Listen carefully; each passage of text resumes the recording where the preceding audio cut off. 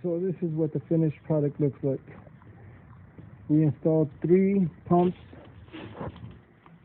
in the small window wells.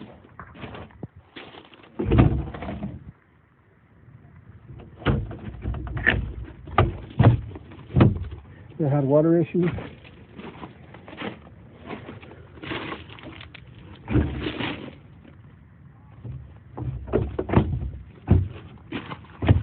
It's got a cable and an extension.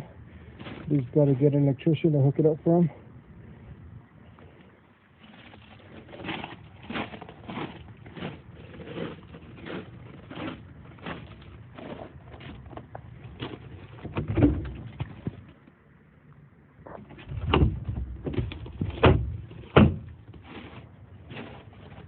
Runs outside.